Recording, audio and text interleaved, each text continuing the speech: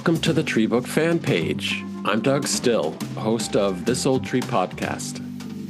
And I'm Georgia Silvera Seamans, host of Your Bird Story. So our show's about trees, but this book that you're bringing in is really about urban forestry, so I'm very excited to hear about it. Yes, well, the title of the book is Urban Forests, and the author is Jill Jonnes. I read the book when it was first published. I still have my original copy in hardcover. It's been underlined and tabbed. And when I first received the copy, I wrote about it on my personal blog. And to be honest, I use the book as a reference. I quote it in talks. I use it in my classes. It's an incredible story about trees in cities in the US.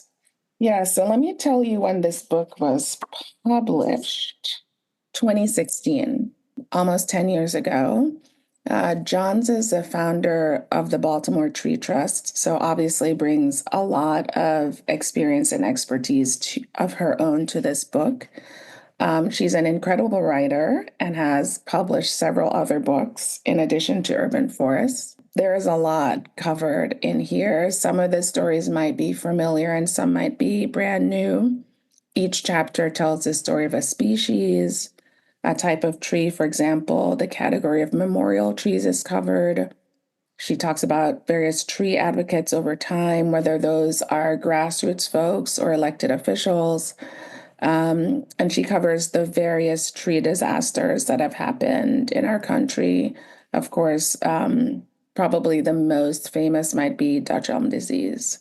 And some chapters include all of these elements. So it's, each chapter is really rich. She's just such a good storyteller. Students of the science and policy development of modern urban forestry will find a lot of really good content.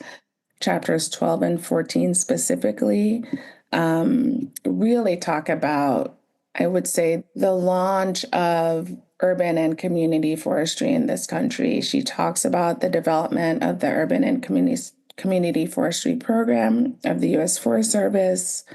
She talks about Rowan Roundtree, Andy Lipkiss, Ray Trethray of Sacramento Tree Foundation. I have a sweet soft spot for a sac tree.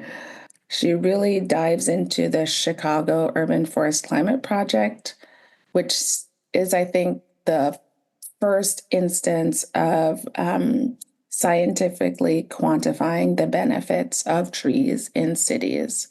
And that project is basically a who's who of urban forestry. Edith Macra, Rowan Roundtree, Greg McPherson, Dave Nowak. In chapter 19, the focus is on New York City. And again, you have these names like Nowak, McPherson, Paula Pepper, and Fiona Watt. So you may recognize some of these names and not others. So would you describe this as less of a how-to type of textbook and more of a history of urban forests? It's definitely a cultural history, right? I mean, there's definitely the sort of natural history of trees that's sort of woven throughout the book fairly seamlessly.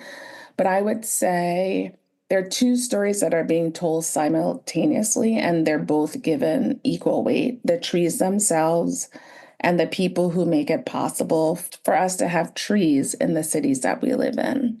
If you buy this book now and read it, I want to direct you to the chapter titled "Washington Would One Day Be Famous for Its Flowering Cherry Trees."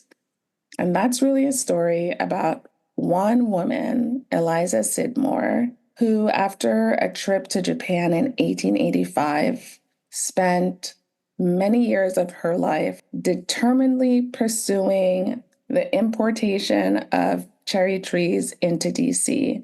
And it's really thanks to her that, folks can see the cherry trees blooming in D.C. in the spring. You say that you use the book all the time. Who would you say the book's written for? Who would be interested in buying this book? I think if you are interested in cities, if you are interested in trees in cities, If you're interested in American history, if you're interested in natural history, if you are interested in the power of advocacy to make change in your neighborhood or on a larger scale, All of the above. all of the above. Well, listeners, if you like what you heard, you can purchase Urban Forests by Jill Jonnes using the affiliate link on this page. 10% goes to support our efforts, and 10% goes to support local bookstores. Thanks for joining us on the Tree Book fan page. See you next time. And keep reading.